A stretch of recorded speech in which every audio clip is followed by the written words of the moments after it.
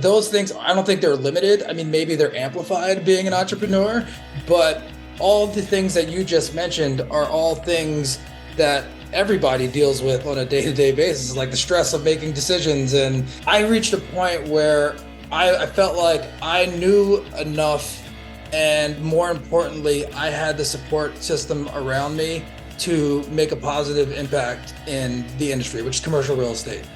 And I was just over sitting at a desk for 8 hours a day, and thinking about having these little people at home that I'm not spending any time with. I just, said, sure. I knew I needed to get out of there. So that's how it all started. And honestly, Ken, when I think about it, I had no idea that it was going to be successful. Welcome, everyone, and thanks for joining us here at The Practical Optimist, a podcast that explores the intersection of leadership and life. I'm your host, Ken Schmitt, founder and CEO of Turning Point Executive Search and author of The Practical Optimist, an entrepreneurial journey through life's turning points, which I'm happy to say is now available at your local bookstores and online. I also hope that you subscribe to our podcast as we continue to drop new episodes every other week. And today is a great example of the amazing guests that we have on our show, as I'm joined not just by one, but two guests, the husband and wife team of Nicole and Dustin Sutton. Nicole runs a very successful legal recruiting firm here in San Diego, and Dustin just launched his real estate advisory firm. Dustin is also the founder of the Black Commercial Real Estate Network with over 850 members across the country.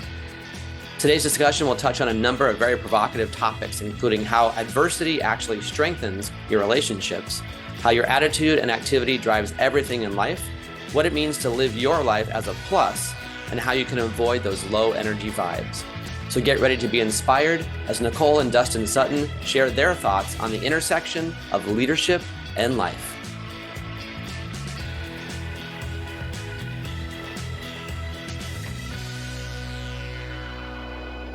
I am very excited to have our two guests here today. It's our first time we've had a husband and wife entrepreneur team together on the podcast. So welcome. We have both Dustin and Nicole Sutton, also based here in San Diego. Welcome. Glad to have you guys here with us today. Thank you. We're happy to be here. Yeah, thank you, Ken. It's a pleasure. We've had a lot of great offline conversations over the last couple of months about what life is like being entrepreneur, especially being husband and wife, and in two very different businesses. But like my wife and I as well, we both have our own businesses, and knowing what it's like to run your own organization, your own company, at least you can kind of commiserate together, and you understand the plight of the other person when things come up. Absolutely. Yeah, great. Well, I know we have a lot to touch on today in our conversation, but I'm just going to kind of jump right into it. So you guys are here in San Diego. You're both from different parts of the country, and more on the eastern side of the country and Midwest versus here in Southern California. But you actually met here in San Diego in Pacific Beach, right? We did, yes. Oh, great.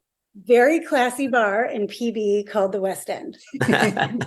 And for those listeners that are actually not here in San Diego, PB is the place that everybody always kind of starts off in PB when you first move to San Diego or come out of college. And then after your partying and going out days tend to wane, most folks tend to eventually move out of PB. So it's a good place to start. That's right. Yeah. So I'm originally from Philadelphia, and I moved out at the very end of 2003.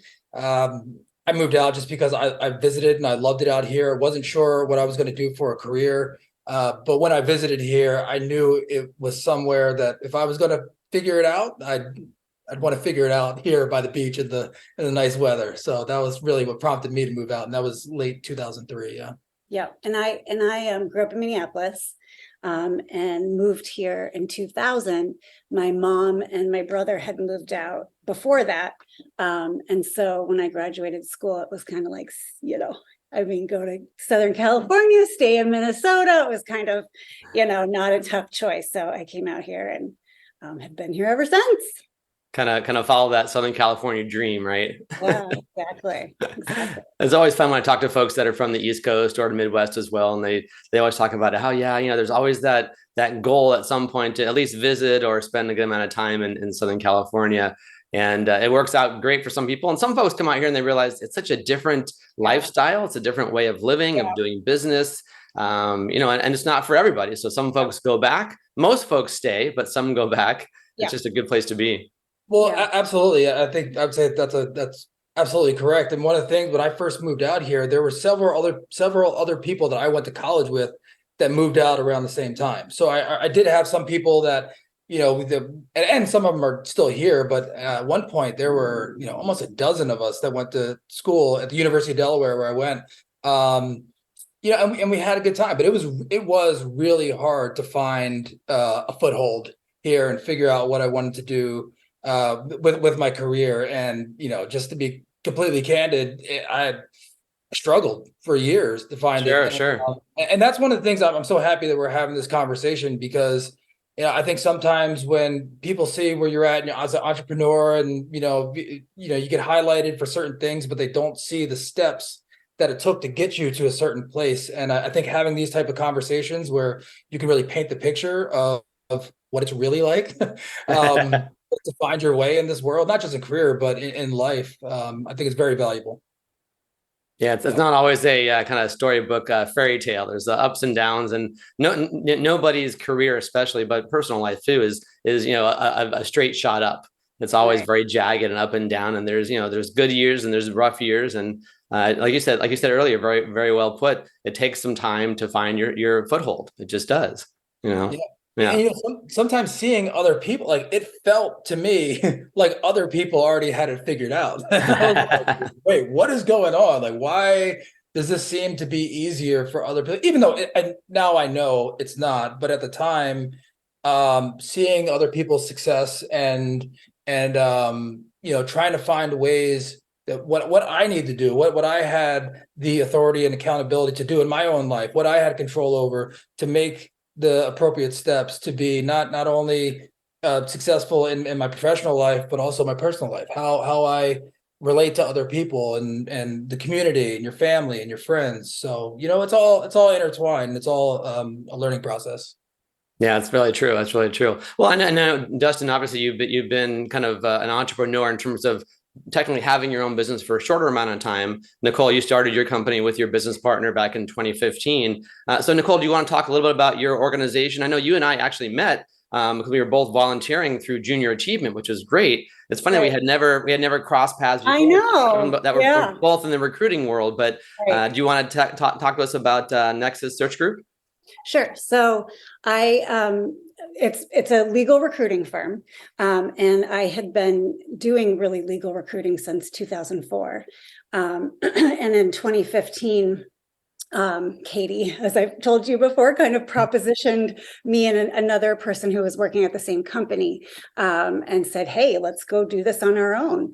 And I, because we had two little kids at the time, our youngest was 1, and I was just over sitting at a desk for 8 hours a day, and thinking about having these little people at home that I'm not spending any time with.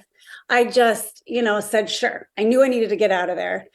So that's how it all started. And honestly, Ken, when I think about it, I had no idea that it was going to be successful. I mean, I just kind of thought, I'm out of here. I need to get out of here. I'll figure it out. I just didn't really think we would be here 8 years later. It looks a little different, but that we would be here 8 years later and that we actually get checks to, our company. I had no concept that was even possible. So a lot of it was kind of dumb luck, if I'm being honest.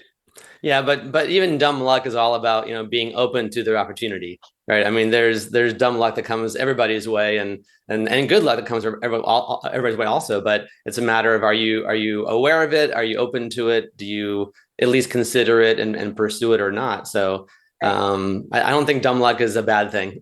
Yeah, we all benefit from dumb luck, and we all also unfortunately suffer from things where we do everything the right way. And we have bad luck, no matter how great our process is. So no, so you started your career in a pretty large law firm, but doing recruiting for that law firm. Did you grow up with attorneys, lawyers around you and your family? I mean, why legal? Why was legal that industry you got into in the beginning?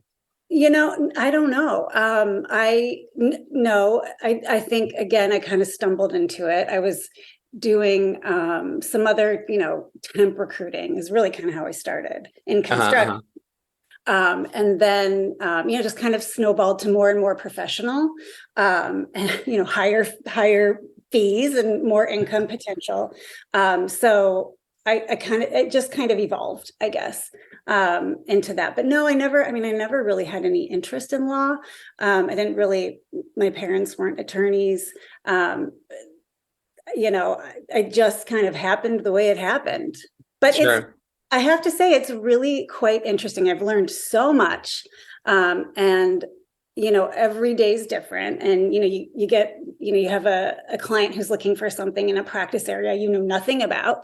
So you really have to go out and teach yourself and, try to speak intelligently about whatever practice area. So it's really, it's just constant learning and constant, creativity and how you're going to strategize. And, during different economic trends, certain practice areas do better than others. So, it's a lot of kind of going back and forth, but it's been an interesting, career to work in.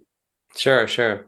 No, it makes perfect sense. And that's what I like about it as well. The variety, the constant learning, it really tests your memory every single day to remember what happened with the previous client or previous candidate. And just doing that matchmaking. I mean, it's all about matchmaking in the recruiting world, as funny as that sounds, but that's what it's all about. And it's funny for me also, there's no rhyme or reason as to why I started my recruiting career in accounting and finance. I took one accounting class in college and I hated it. It was just not fun, which is funny because that accounting professor later on referred me to my first couple of clients when I got into recruiting, which is kind of a funny irony. But yeah, so I always tell folks, I'm not an accountant, but I can tell you how to find a good one. I know how to screen accountants, but please don't ask me to do your books because I'm going to fail miserably. Yeah, exactly. And then, Dustin, how about yourself? Oh, go ahead. Yeah. Well, before we move on, I want to gently push back on the dumb luck thing, because perhaps there's some of that, but I love the humility, but I mean, you have been so fantastic through every stage of this, even before you started your own business, Nikki, sorry. But even, like just to watch the process and the decision making and how you and your colleagues made the decision to do it, and then how you executed that decision, and then how you all work together for the balance between the family life, your professional life, how you move in the community. It's been really impressive. So I mean, sure, there's some dumb luck, if you want to call it that, but you've done a fantastic job, and it's been really inspiring and impressive to be a part of. Well, thank you. Yeah. Thanks. Yeah. Well, and this is exactly the reason why I invited you both to be guests today, because I'm just going to sit here and let the two of you talk about how the communication is fantastic. Our listeners can't see this, but just the way you guys communicate and the dynamic between the two of you, it's very similar to my wife and I as well. But I think that's a big part. And anybody, whether it's both spouses or one spouse that's going to be an entrepreneur, it's really important that the other person understand what that's like. Right. And I think, that communication piece is so important, because there are days where, there are days where my wife, Juliet, will say, how was your day? And I'll say, well, I'll tell you in 6 months. Right. Because based on the things I'm doing today, business development, talking to prospects, those kinds of things, I don't know for sure if I'm doing the right thing until down the road, or maybe it comes back into an actual client. Right. Then there are other days where I've spent so much time just making decisions and having to make, close calls or whatever it might be, that I just have that decision fatigue. And I'm just so worn out. I'm so exhausted. So, luckily over 30 years of marriage, my wife, Juliet, has gotten to understand that. But it's also required me to actually say, hon, I'm so spent right now. Can you give me some time? Or, tell me about your day instead, whatever it might be. So that trade-off is really important, especially for folks that are entrepreneurs. And with both of you being entrepreneurs, it just ramps up that activity level even more so. Yeah, I think there's that for sure. But also, I think as you go throughout this life and you're in your journey, whether it's we're human beings, and those things, I don't think they're limited. I mean, maybe they're amplified being an entrepreneur, but all the things that you just mentioned are all things that everybody deals with on a day-to-day basis, like the stress of making decisions and do this over that. And I think it's so important to have people in your corner and people that you like and you trust, to be able to talk about these things openly. And I feel very fortunate to have my wife be also my best friend, who also is my business advisor in a lot of ways. She's done it successfully, and to understand everything you mentioned. It's just, I think more and more in life to surround yourself with more people. I mean, you don't necessarily have to marry that person, but to have more people in your life that can help you along your journey in life, it's the best. I agree. Yeah, I agree wholeheartedly. And I mean, that's one of the reasons why Nicole and I are in the same group together. We have this, this group. For those of you out there that don't have this, I highly recommend it. But coming up with a group of peers that are in your industry that are obviously non-competitive, and it could be even folks from different industries, but we get together every couple of months. It's Nicole and myself and three others as well. And, we're all in the recruiting business, but different kinds of recruiting. And to your point, Dustin, just having a chance to find out what's going on, different trends that are out there, whether it's, market trends, fees that are going on, things that we're seeing in hiring or company challenges that we're coming up against as well. And just to kind of share those experiences and share best practices that might help somebody else out in the group also. But having that kind of a peer network group, peer advisory group, I used to call mine my circle of influence, right? Those kind of groups are so, so important. And I actually even wrote about it in my book too, but it's just such an important aspect. For at least for me, it's been over 16 years of being a business owner. I can't emphasize it enough. So Dustin, on your side, so you just launched your company late last year in 2022, right? Yeah, You've been thinking about it for a while, though. Yeah, exactly. Yeah. As you say, as you're gritting your teeth, like, yes, I did. Well, I tell you what, I sure did, and it's been a lot of fun. I knew it was going to be a challenge, but one that, again, going back to understanding who you have on your team, the people that you work with, understanding how far that you have come personally. And well, I'm speaking on my behalf here, that's what you asked, but it's like I reached a point where I felt like I knew enough, and more importantly, I had the support system around me to make a positive impact in the industry, which is commercial real estate. And once I reached a point where I realized that it would be harder for me to live with the regret of not trying than if I tried and failed, which I don't foresee. Once I reached that point, it was like, okay, I have to do this. It was more like a calling than anything else. But it's been fun so far, and I'm excited about the journey.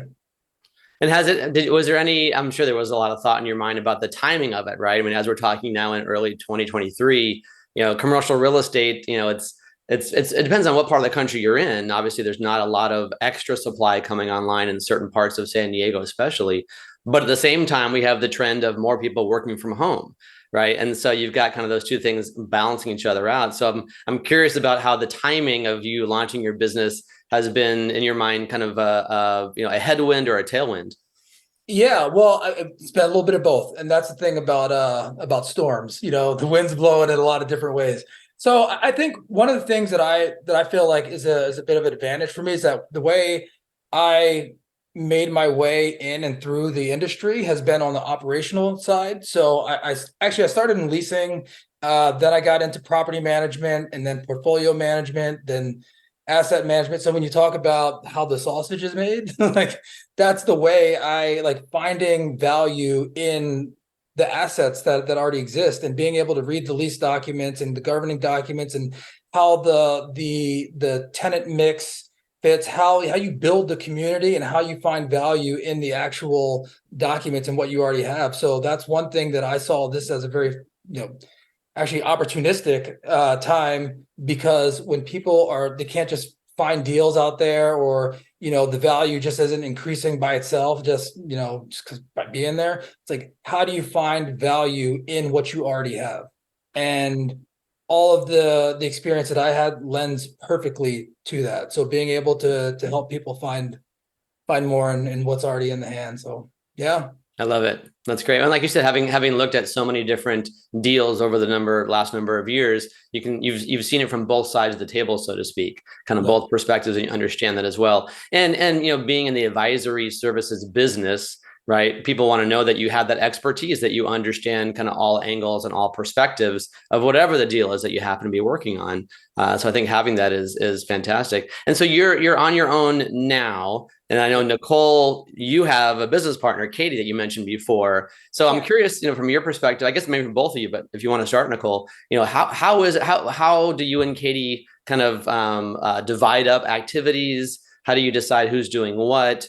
How does that balance come into play?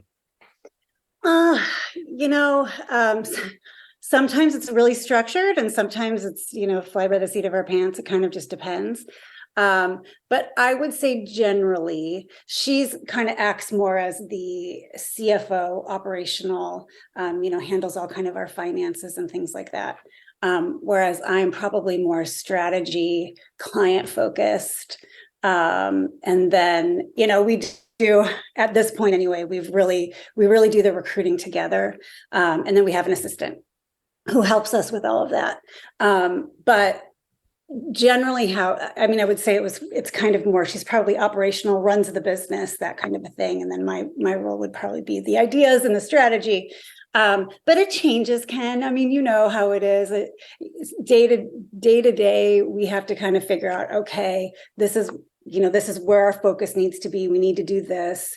I need to jump on the recruiting if it's, a client that I have more of a relationship with and kind of understand what, they're looking for. And then vice versa. If she's got someone she's really working with, she'll kind of jump on it. So we really go back and forth. We wear all of the hats and, we trade them between the two of us.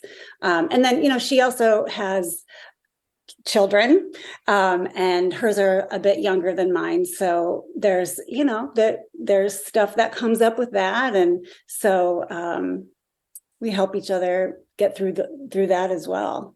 Yeah, it's that constant balancing act, right, back and forth. And at least you each understand if you have to take off for a couple hours mid-afternoon or something, or go to somebody's, sporting event or ballet recital or whatever it might be, right? You both are in that same, place in your lives. So you kind of get that too. Now, I know for a while, the two of you had a third business partner also, right? And that was only for about a year or so, if I recall correctly. Oh, no, it was. We separated ways in the beginning of 2020. So, okay. So it was more like 5 years. Okay. Was it 2020? Yeah. I can't even remember now, but yeah. 4 or 5 years, give or take. Yeah, no, so it did start out to be the three of us. And it was, it was good for a year, and we had all worked together at the same company. And it was good. I think we were just so excited to be on our own, and we had this, sense of freedom. It was amazing. And like I said, getting checks to like actually have our company name in was just like, oh, it was amazing. And so I think we were kind of like running on this adrenaline for, a while. And again, all three of us had children, and they were all much younger at the time. So there was a lot of kind of, supporting one another when the other ones had their kids and stuff. But there came a point where it was very clear that, well, first of all, a threesome is difficult, and a few people did warn me going in, but I kind of didn't, think about it. Until you get into it, you don't really know for sure how the dynamic's going to be. You really don't.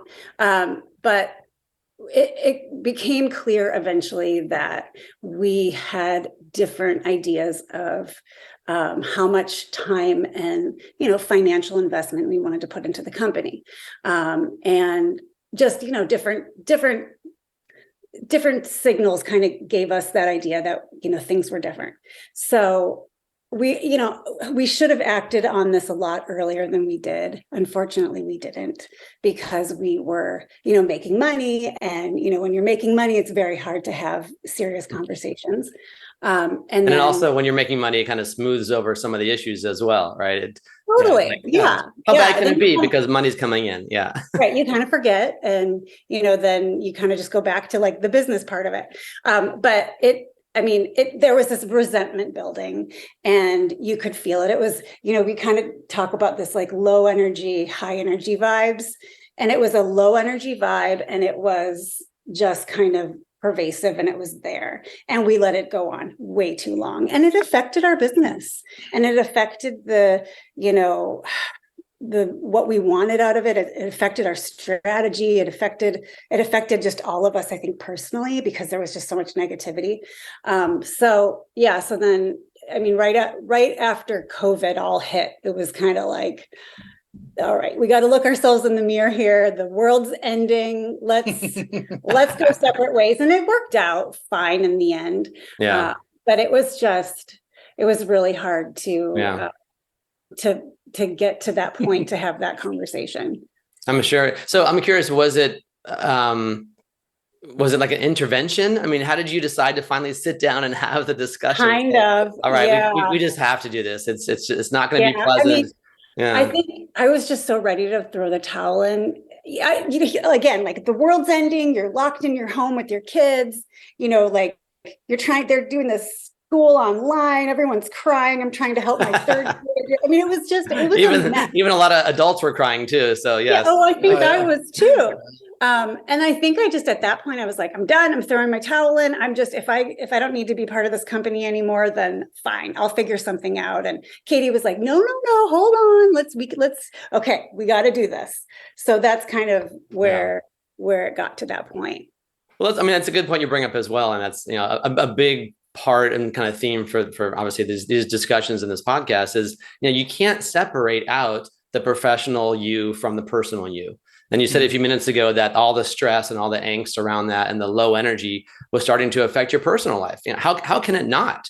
Right. Yeah. I mean, work is work. It's still hard. But right. if you don't enjoy the folks that you're working with, or at least one of the folks that you're working with, and the energy is low, the engagement's not there, and you're having to justify going to work every day, then how can it not, cause you to be, less happy in personal life as well, or just have less enjoyment of life, right? It's just not worth it. No, it's not. And, in retrospect, looking back at what that was like, especially when it was really tense and things, we were just not on the same page. And I look at now how, Katie and I are just so like on the same page, and it's just such a high energy vibe.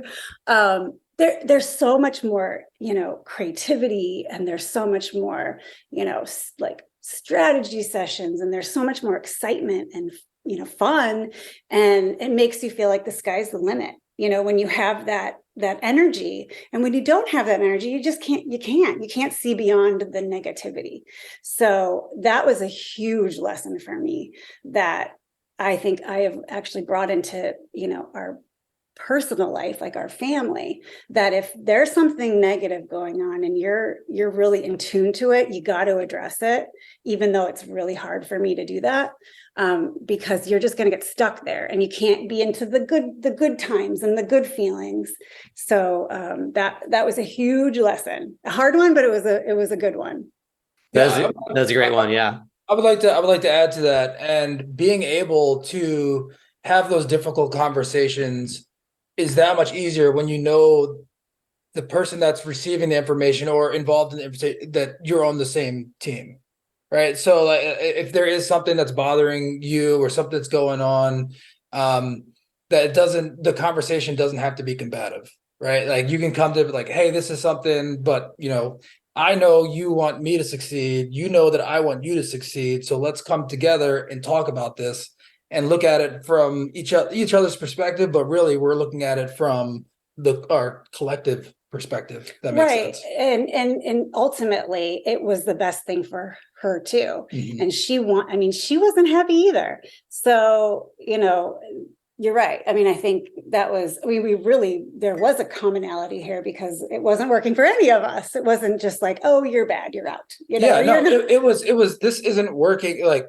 this isn't, so let's figure out what's best for both of us. Cause it was never like, like you said, like you're bad or this, it was, this isn't working. And then it's like, yeah, you're right. How do we agree agreeably to do the next step? So, yeah. Right. Yeah, exactly. Well, and as you said, Nicole, I mean, it's made your relationship and probably the communication that much better with Katie as well. because now Yeah. you kind of know, hey, this is something, we can't let this happen again, kind of thing. And I agree wholeheartedly. I tell my team the same kind of thing. I don't want an echo chamber. I don't want to have people on my team that are just going to say, yes, Ken, that sounds great, no problem at all. I want them to push back, right? It's tough when you're at the top of the company and there's no one else at that level, right? Yeah. And so even though it's a very equal, egalitarian kind of a business that I run, at the end of the day, it's still my decision. Right. And I'm the one who has to make payroll. I'm the one that's got to make these final calls. Right. So it can be very lonely in that spot. But at the same time, if I don't have them pushing back, and if I don't not only encourage it, but actually, almost require it, then it's a lot of lip service, which you find in so many different companies. We have one of our search consultants joined us a little over a year ago, and she tells me every single month, Ken, all the things I get to do now with your organization, I could never have done before at my last company, because they would squash my ideas. They didn't want me to go outside my lane at all. I would try to push back on something, and it would be met with very, very unhappy response.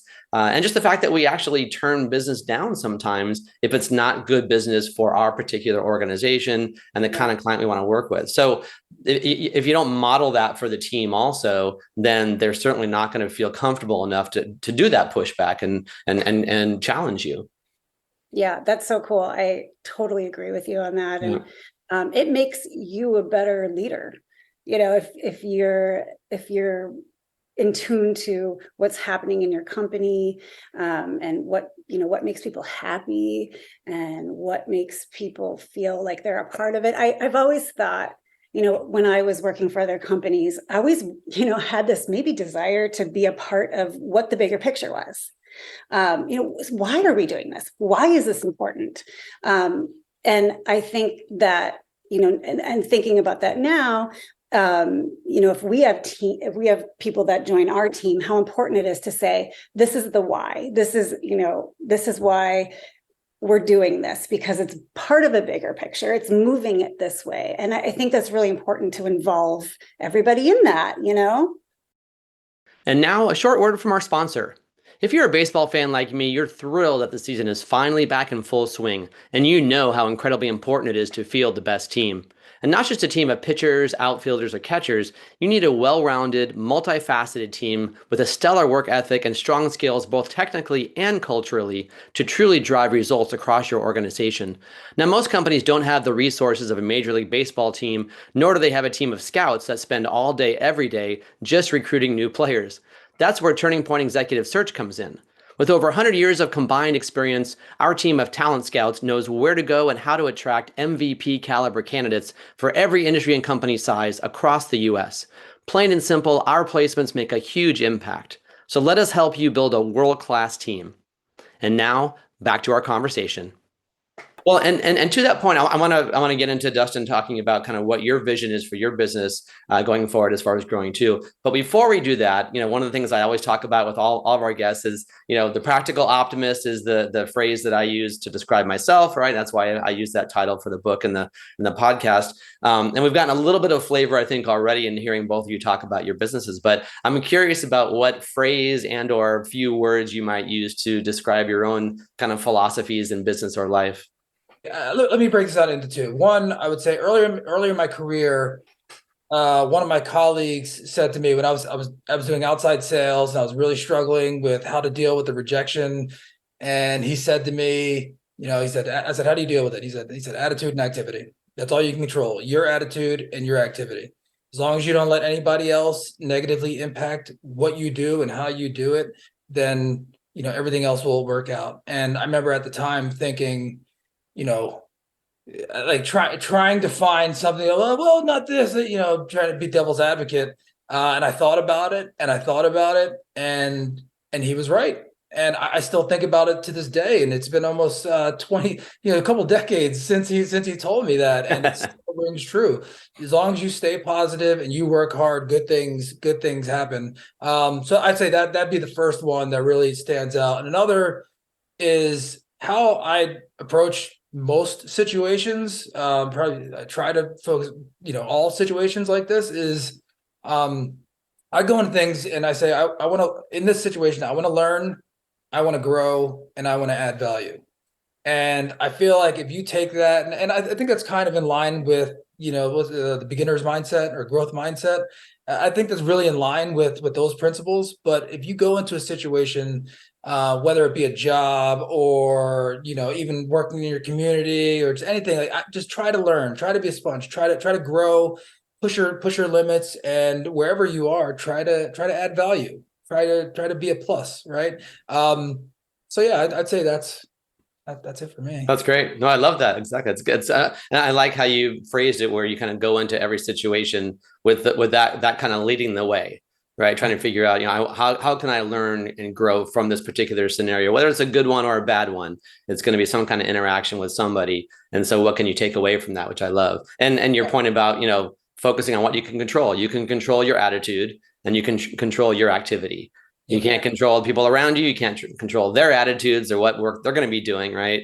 So focus on the things that you really can actually have an influence on, it's under your control. I love that. Yeah. Well, so I guess one more thing. Well, this isn't really a phrase, but there's no limit to how many words you can use to describe yourself. When you go into situations, so everybody knows that and you mentioned like the vibe, and you go into situations. Some people are just like an energy suck, when they like take away. You're like, oh, that was rough. Like deal with that. And some people are a plus, right? Like some people you're like, oh, it always feels good to be around that person. I want to be one of those people, and I feel the best when I am a plus. And then I guess to stick with the mathematical equations, there's also people that divide, right?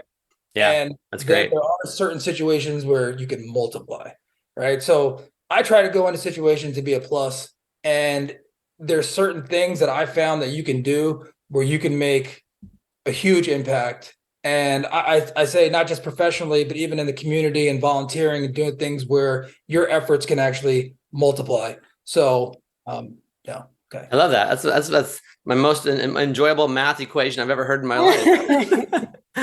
That's funny. All right, Nicole, how about yourself? Yeah. Well, first I have to just say our kids call these daddy classics. So like I love it. These things, attitude and activity, and they'll be like, that's a daddy classic. You've got all these things. Our kids are getting hammered over the heads with all these exactly things. Right. That was really, really impactful for me. So yeah, I'm happy to say that's a daddy classic. That's a daddy classic. I love that. Exactly. I mean, it's probably better than having it be a bad dad joke, right? I like daddy classic better. Those too, Ken. We all do. It's our role in life. We don't have a choice. That just comes with it, right? Exactly right. You have to do it. So I think, I've thought about this, and I do I journal every morning, and I also do a task list every morning. But I try to write down like either a phrase or a word that's kind of like my theme of the day. And maybe it's something I have to go do something that's really difficult, or just like whatever. I always kind of come up with a theme for the day, and I look for that in my day. But I think just like the overarching one for me would be, and I'd have to get a new title because this is already used if I was going to write a book, but obstacle is the way. I think for me, I have learned that when I push myself out of my comfort zone and I have to do something that I don't want to do, that is how I am the most proud of myself. And that's how I just like grow and evolve, and I become someone that, I like, because I can handle things.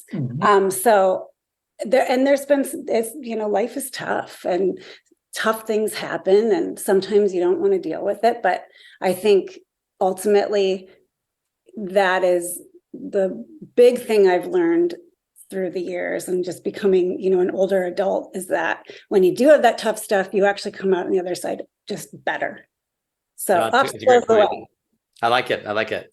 So I'm curious to follow on with that. So do you find yourselves talking to your kids about these things? I know, the youngest is a little on the younger side, but in terms of, modeling this or talking about journaling or having that word for the day to set the theme, are those things that you're able to incorporate into your lives with your kids? Oh, 100%. I mean, I think sometimes they get annoyed with us, but that's when you're doing a good job as a parent. Yeah. I mean, we do the very cliche, cheesy thing when we're at the dinner table, like, tell us, a good thing that happened and a bad thing that happened today. And, then we try to really, because our daughter tends to kind of be a little more on the negative side.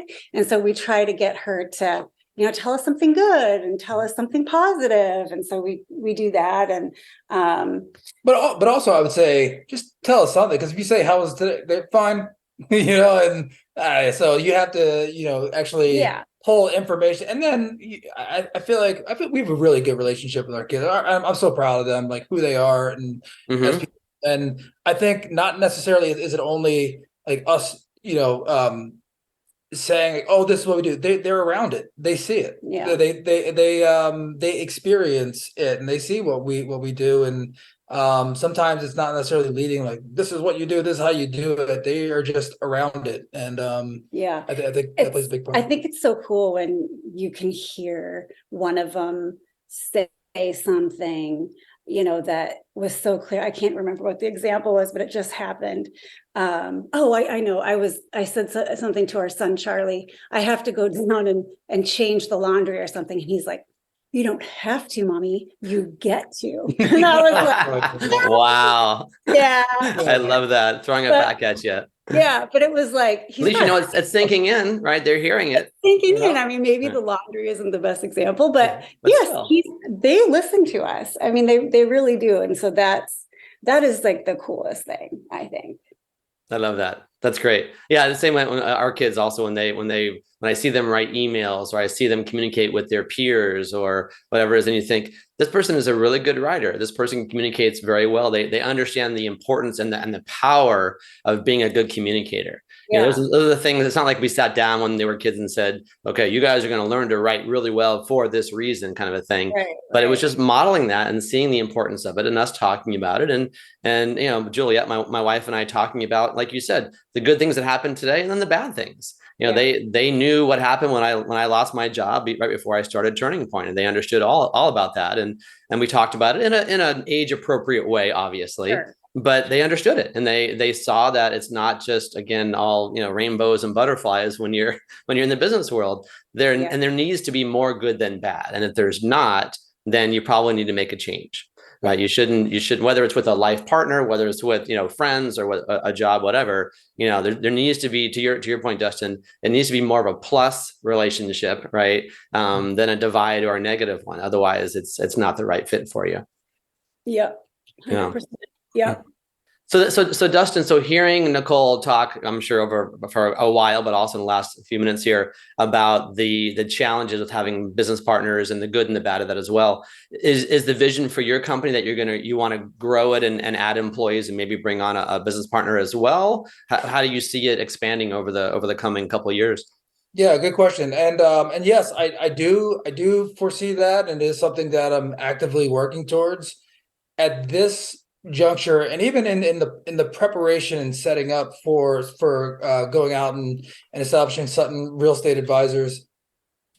Well, first of all, I want to, no one does it alone, and that's one of the things that I've learned through the years, is that no matter what it is and what you're doing, it always takes a village. There are so many instances, and that's what gave me the confidence that I knew I could go and do this and be able to support my clients and help my clients, because of all the relationships that I have that aren't necessarily on my payroll, but they are people that I look to as my partners. And I've established those partnerships, and it's brokers, roofing vendors, HVAC, like all these people. And it's not just like they're vendors, they're my friends. They're trusted advisors for me, and tax professionals, insurance. I have this network of fantastic, just the top professionals that help our clients get to where they want to go. And the pond that I swim in happens to be commercial real estate, but it's amazing that it hasn't been limited to that, where sometimes that, someone who's helping with, working out, the tax complicated issues on a certain parcel or industrial park, like that person also does other things. So it's opening up doors for other people. And again, being that plus, or being that multiplier, is that it's not just me as this company, it's this whole network of professionals. I love that. That's great. Yeah. And I couldn't agree more. I think in whether you're working for somebody else, whether you have your own company or anything in between, that ecosystem, as I call it, kind of your professional ecosystem, is really important, especially as you get later on in your career. But even earlier on, I really kind of wish I had done a better job early in my career, build understanding and realizing the importance of that. It wasn't until, into my 30s that I realized, oh yeah, I should I should have a good, strong network that I can rely on and reach out to with any challenging situations. But I agree, having that whole group is really important. Yeah, and you know what? There's so many situations that I've been in over these years, and seeing what it takes to have a fully functional and maximize um a certain product type, whether it's retail, office, industrial. The way I've looked at it, especially being the asset manager and property manager on a lot of assets, it's like you get to be the mayor of a little town, right? And there's so many different moving parts, and how do you keep that whole thing going? You're sometimes you're the sheriff. Sometimes, when people are parking in the wrong spots, and sometimes it's like this time remember that one, or how do you do that? Like, or what time do you put this new roof on, and when do you do this, and when do you refinance? And so I have all these resources. So sometimes people come to me and they're like, I don't even know where to start. And that's where it comes. Where again, it's not just me; it's this whole team, this whole ecosystem that helps I help love people it. where they want to go. Well, now, so building out that community, if you will, was that kind of the catalyst for when you started BCREN, the Black Commercial Real Estate Network? Was that kind of the goal or the function of that group that you started a few years ago? In a way, I would say, and thank you for bringing that up, Sure. because this is something that is absolutely near and dear to my heart. Well, again, I'm from Philadelphia, which is a pretty diverse area, and Right. then I moved out to San Diego, and especially in Pacific Beach and La Jolla, and it's just not as diverse. And then I start Yeah. working in commercial real estate, which is even less so. Even less diverse. I'm Yeah, like, exactly. Right. and again, my family and friends, yeah, it's like have that. But in my actual day-to-day job, there weren't many other people that looked like me in my Hmm. job. So Sure. Sure. always bothered me, but I was never at a place where I thought I was like, what am I gonna do? Like, Yeah. how can I make an impact? And then in 2020, yeah, it was kind of like the show goes on, right? Like I'm just gonna keep doing what I'm doing, and I don't know. But in 2020, when everything happened with George Floyd and the racial awakening, I was like, I got to do something. And for Mhm. years, I reached out to other organizations. They just weren't in San Diego, and they were like, sorry, man. Sure. Sure. Yeah, they were like, sorry, there's nothing there. So, like, all right. And then 2020, I was like, I got to do something. So I took the proactive steps to just connect with other Black professionals in commercial real estate. So I figured maybe we just don't have outward facing jobs. Maybe the people in tax, insurance, back office. I was like, but let me go out and find people and just let's just talk. Let's have a coffee group and talk about our experience, how we can support one another.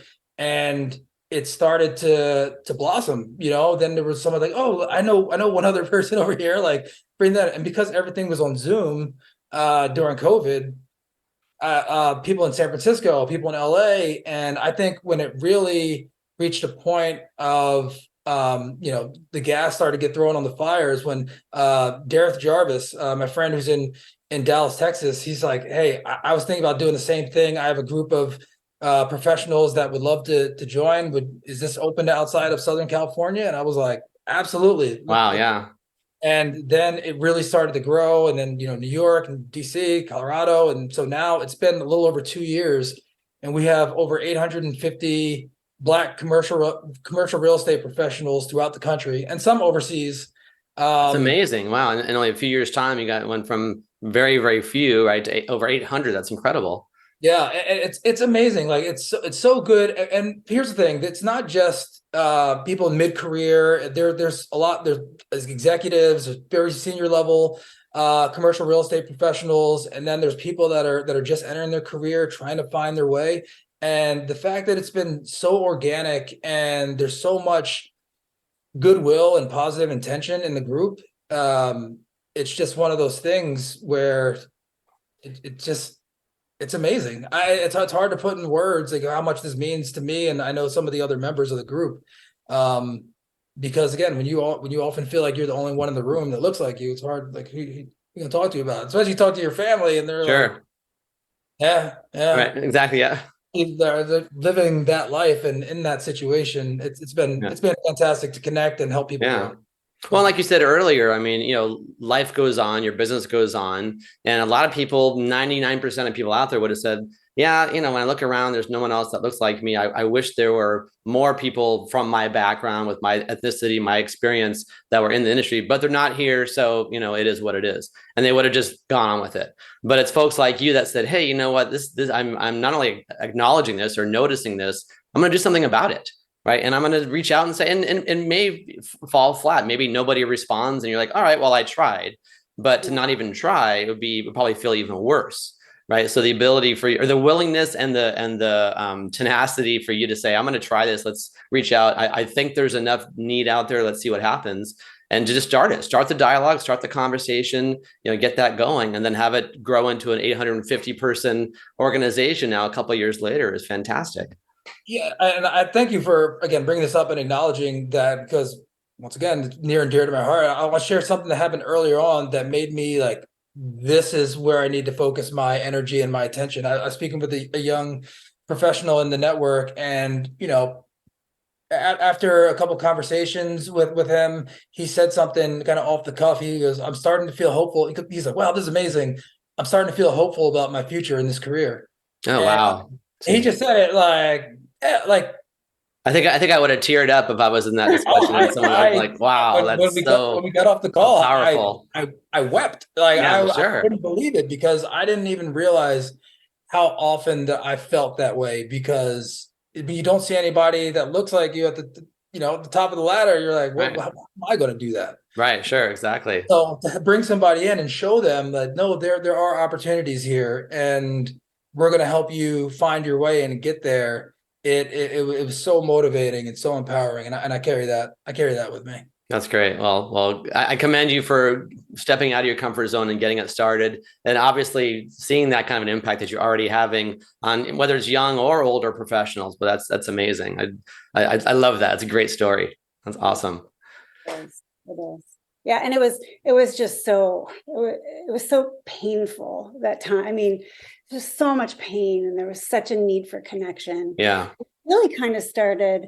You had a men's group on Sundays. Remember, you would have a call with Dareth and Mark Allen, with the Texas group, and they would just, and it was so good for him to be able to have other people to talk to that kind of understood what he was going through. Me not, being able to really do that for him, and sure, that was such a good positive thing that came out of all of that pain. Yeah, exactly. Wow. Yeah, and like I said, something that you can it starts on a small scale, right? I know it sounds very cliche. Everybody says that, but you got to, again, and back to your comments earlier, Dustin, about it's about attitude and activity, right? And really, you could have the attitude that you want to make a change, but if the activity is not there, it's not going to change, right? Yeah. So taking that second step and going through the challenge, I'm sure it was, to actually get things going and to put yourself out there, it's very commendable, but it's also very inspirational too. So thank you for sharing that.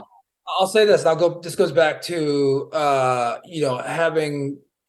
surrounding yourself with people that you jive with, because it's amazing that once you put it out there, like how many other people that you could meet. Because again, like Dareth Fit, he's an amazing person. Mark Allen, like Trika, Risa, like so many, Risa Fisher, Keller Gus. Like when you start going out there and you're putting it out there, and other people will see what you're doing and how you're doing it, and you just you gravitate to other people that have these positive intentions. And I equate it to, I was saying this the other day, is that if you're looking at a boulder and you're like, man, I'm gonna push that boulder up the hill, people are gonna be like, wow, really? All right, good luck. And they may say something, but if they see you trying to push that boulder up the hill, it's amazing to see other people that will jump in and help you try to push. And that's exactly what happened. I mean, just met so many fantastic people over the past couple of years that all want to see progress in that type of direction. So I love that. No, that's great. Well, and that's actually a great segue into the last thing I wanted to talk about. And this is something that you and I, the three of us have talked about several times now, about extroverts versus introverts. Yeah. Right. And looking at it from a standpoint, I'm thinking in terms of a business owner, right? I mean, the two of you are both business owners. You're both successful. You've got great careers behind you and in front of you, right? But you've both gone about it in a different way. Right. I know, Dustin, you and I are very similar. We get our energy from other people, right? If I'm in my office for 2 days in a row, I'm like, oh my God, get me out of here. I got to go, even just go to the grocery store or something to see other human beings and have some interactions, right? As superficial as that might be. And I know, Nicole, you've described yourself as being someone who doesn't dislike that engagement, but it is more draining, and it takes a lot out of you to go out and do that on a regular basis too. So I'd love to hear your perspectives on being a business professional as an introvert or more introverted versus more extroverted. And if you think there are pluses and minuses on both sides. Nicole, you want to start? Sure. I think I used to think of it as being such a disadvantage, because exactly what you just said, like going to networking events was always very draining for me. I like being with people. I don't want to make it sound like I, hide in my room, but I do that sometimes. But I do like being with people. But there's a magic number for me, like a small group where you kind of just feel like you're all connected. And a big group, I just feel like, it's too much. But I've always, kind of thought, I'm in sales. Why this is like, there's a disconnect. But I have learned that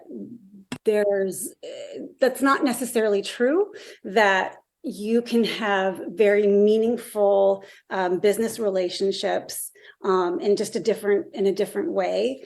And I've got this guy who can go with me to certain events, and he will talk to anybody and ask questions that will get them talking. And so he can, he helps me out with that. But I don't know. I think I've just kind of I'm just a little more comfortable with who I am, being in my middle years now. I'm okay with who I am. I like who I am. I just know that I need time on my own in order to, recharge. That's great. I love that. Yeah. Yeah. And we're just so different. But I think, because we've been married and together now for a long time, I think that we've also developed a common ground where, I can meet him in his extroverted needs, and he can meet me in my introverted needs. Would you agree with that? I would. Yeah. And I do. Yeah. Well, and I think it's a great testament to not trying to be something that you're not, kind of saying, this is who I am, right? I'm not going to apologize for it. I'm not going to try to change it, right? And this is fine. This works for me. It doesn't work for everybody, but that's okay, right? And so putting yourself in those situations where you're going to thrive, being in a smaller networking group versus one with 500 people, those kinds of things, where it's just going to create a lot of angst and just stress and uncomfortable feelings. So knowing yourself, owning that, and being perfectly fine with that, right? Yeah. That's what it's all about. Exactly. Yep. Yeah. Well said. Yeah, and I would say, as far as, and maybe this isn't solely extrovert versus introvert, but I know for me, I had a lot of, and I have just a lot of energy, and in my younger years, it was just wild. Like, it wasn't channeled, it was just like everywhere, and there's good things and bad things. I think to your point of that, I like being around other people. I like trying new things. I like going to new places. I feel like I'm naturally curious, and I do ask a lot of times, like, well, you go back, maybe not the why that we're referring to, but sometimes, like, well, why is this done like this? Can we do it better? Can we do it faster? Can we do this, that? And it's I don't really fit in a box or like do things a certain way. So I've had all this energy, and I feel like channeling that energy and being more focused on where I place it and how I place it has been a great. I feel like it's a great part of maturity, and I feel like I still have the energy there, but I'm more selective on where I place it, and I think that really goes into just balance in general. And you know what? I also say, like, it's not just balance in like that energy, but also balance in time, because sometimes that energy was pushing me forward, like energy, like, oh, I want to do this, I want to do that, and I was like too far in the future.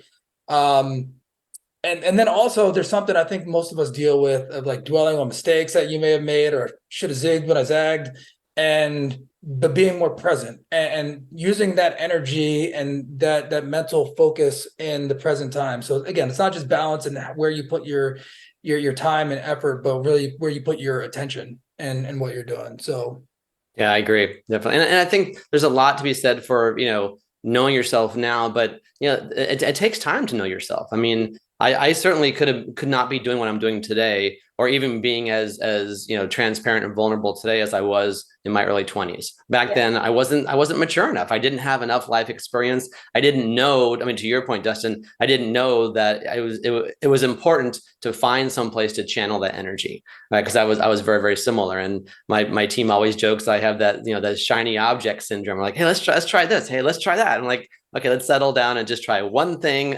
every few months, not 9 things every 30 days. But same kind of thing. It's taken me a while to know myself well enough to say, hey, I need to really kind of channel that, or to rein that in. Otherwise, it can be a big detriment. But one of the things I'll add to this is that understanding also where you can make sometimes not necessarily just the biggest impact, but a positive impact on whatever it is. So if you have that and you don't know where to put it, just try to do something positive to help somebody, right? Like if you're in a situation, like you don't know where to put this, you don't know what to do, and it's almost like life magic that when you do that good things will come from that. So like, when in doubt, just don't divide, don't be negative. If anything, be neutral. Exactly. Don't make things worse in the world. Yeah. My brother-in-law he has 2 sons. One's 19 and one's 16. And he has this great expression. He always says to his sons when they go out, like, go out there, make good choices. Don't add to or subtract from the population. That's good. We're gonna have which I love that. That's hilarious. So yeah, we got a couple of years before that's a concern. But yeah. But anyway, so it's good. Well, I mean, we can talk for another 4 hours if we had the time, but we all do have day jobs we have to get back to, right? Yes. Speaking of being business owners. But thank you both. I really appreciate the conversation. It's such a great joy to talk to you and hear the energy and excitement and lessons learned from all 3 of us about, being in business for ourselves. So thank you for sharing that. Thanks for the insights, and I'll look forward to our future conversations. Yeah, absolutely. Thank you, Ken. Yeah, it's always just a pleasure being with you and talking with you. And you're wonderful. We're lucky to have you in the circle of trust here. So and congratulations on your success and the new book. Just finished it last night, and I think you did a great job. And thank you for sharing so much. It was definitely, you're very, very candid, and it's inspiring. And very proud of you, man. Thank you. I greatly appreciate that. It was a lot of fun. Can't wait for my next one. Yeah. All right, guys. Thanks so much. Yeah, thanks, Ken. All right.